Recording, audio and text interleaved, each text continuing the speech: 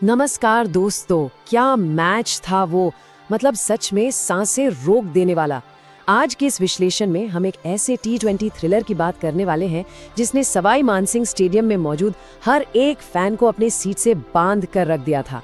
एक ऐसा विशाल लक्ष्य जो शुरुआत में बिल्कुल नामुमकिन लग रहा था, और फिर एक ऐसा चेज जिसने इतिहास रच दिया।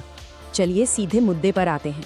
जरा सोचिए, सिर्फ 36 गेंदों में जड़ा गया एक रिकॉर्ड तोड़ शतक, बोर्ड पर 229 रनों का पहाड़ जैसा डराने वाला टारगेट, और एक ऐसा चेज जिसे देखकर अच्छों के पसीने छूट जाएं। शुरुआत में तो ये बिल्कुल नामुमकिन लग रहा था, है ना? लेकिन यकीन मानिए, यही तो उस अंडरडॉग कमबैक स्टोरी को इतना खास बनाता है, जहां खेल हर पल करवट बदल रहा था। अब जरा इस नंबर को अपने दिमाग में बैठाइए, 36। जी हाँ, सिर्फ 36 गेंदें। राजस्थान रॉयल्स के युवा टैलेंट वैभव सूर्यवंशी ने सच में मैदान पर तूफान ला दिया था।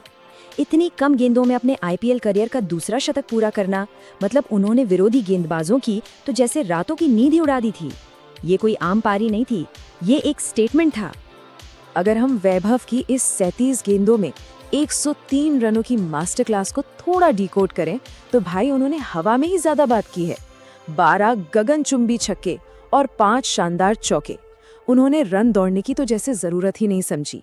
अपनी पाली का ज्यादातर हिस्सा उन्होंने सिर्फ बाउंड्रीज से बटोरा और गेंदबाजी अटैक को लिटरली तहस नहस करके रख दिया। लेकिन रुकिए, राजस्थान के लिए सब कुछ इतना आसान भी नहीं था। शुरुआत में ही यशस्वी जायसवाल सिर्फ 10 रन बनाकर आउट हो गए। टीम थोड़ी मुश्किल में थी, लेकिन फिर ध्रुव जुरेल और वैभव ने जो मोर्चा संभाला, क्या कहने। जुरेल के 35 गेंदों में 51 रन और इन दोनों के बीच सिर्फ 62 गेंदों में वो 112 रनों की पार्टनरशिप। कमाल की रिकवरी थी वो। इसी ने पूरी पारी को एक मजबूत आधार दिया। इसके बाद लोअर ऑर्डर ने भी अपना काम बखूबी किया। डोनोवन फरेरा के वो तूफानी 16 गेंदों में 33 रन तो आपको याद ही होंगे। हाँ, शिमरॉन हेटमायर और कप्तान रियान पराग कुछ खास कमाल नहीं कर पाए और जडेजा आर्चर नाबाद रहे, लेकिन स्कोर 220 के पार पहुंच गया। वैसे सनराइजर्स की तरफ से ईशान मलिंगा की दाद देनी होगी। उस भयंकर मारधाड़ के बीच भी उन्होंने अपनी टीम के लिए 2 सबसे अहम विकेट निकाले। और फिर सनराइजर्स हैदराबाद के सामने सेट हुआ ये टारगेट, 229 रन। T20 क्रिकेट में ये स्कोर किसी अजय दानव या पहाड़ से कम नहीं होता। किसी भी टीम के लिए इतने बड़े लक्ष्य का पीछा करना, वो भी तब जब सामने वाली टीम का कॉन्फिडेंस 7वें आसमान पर हो, मानसिक रूप से बहुत थका देने वाला होता है। अब एक बड़ा सवाल उठता है, जरा सोचिए, इतना बड़ा टारगेट हो और आपका सबसे बड़ा मैच विनर, आपका स्टार ओपनर ट्रैविस हेड पहले ओवर में सिर्फ 6 रन बनाकर आउट हो जाए, तब टीम कैसे वापसी करती है? ज्यादातर टीमें तो शायद वहीं घुटने टेक देती। सच कहूं तो एक पल के लिए लगा था कि सनराइजर्स दबाव के आगे पूरी तरह से बिखर जाएगी, लेकिन असल मैजिक यहीं से शुरू हुआ। क्रीज पर अभिषेक शर्मा और ईशान किशन आए और उन्होंने जो किया उसे आप एक निर्मम पलटवार कह सकते हैं। इतने भारी दबाव के बावजूद इन दोनों ने बिल्कुल हार नहीं मानी।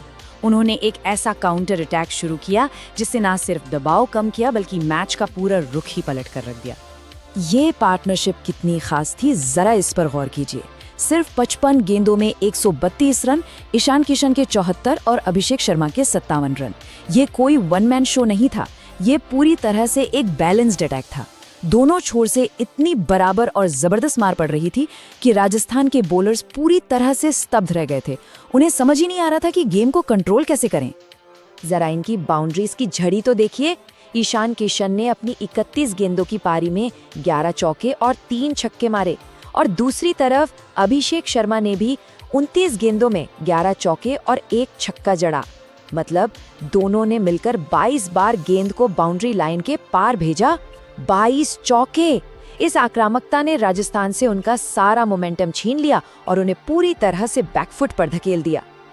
अगर हम इस पूरे चेज को शुरू से आखिर तक देखें तो पहले ओवर में वो ट्रैविस हेड का बड़ा झटका, फिर बीच के ओवर्स में ईशान और अभिषेक का वो 132 रनों का तूफान जिसने टीम में जान फूंकी, और आखिर में 18वें ओवर तक जाते जाते क्लासेन और रेड्डी का वो शान से जीत दिलाना।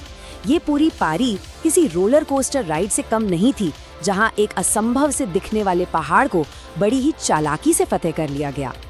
अब बात करते हैं उस आखिरी कील की जो ताबूत में ठोकी गई।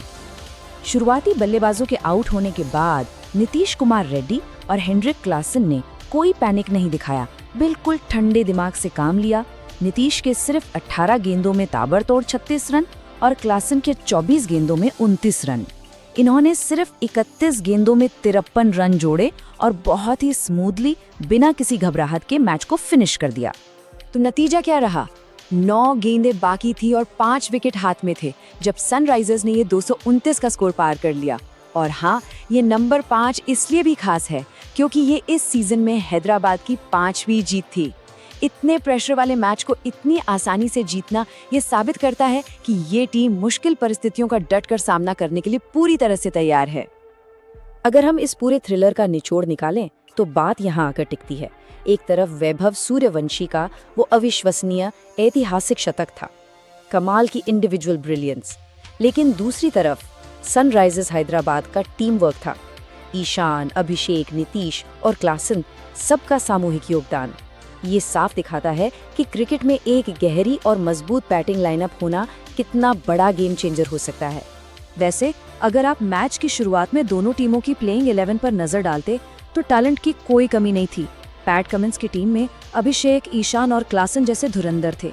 वहीं रियान पराग की कप्तानी में राजस्थान के पास जायसवाल, जुरेल और खुद वैभव जैसे सितारे मौजूद थे।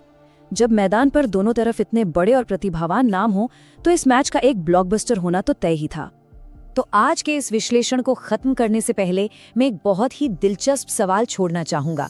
जब सच में बात करो या मरो की आती है तो क्या एक मजबूत टीम परफॉर्मेंस हमेशा एक अकेले हीरो की शानदार पारी पर भारी पड़ती है? आज के इस मुकाबले ने तो निश्चित रूप से यही साबित किया है। आप इस पर विचार जरूर कीजिएगा। आज के लिए बस इतना ही। क्रिकेट की ऐसी ही कमाल की बारीकियों के साथ हम फिर मिलेंगे।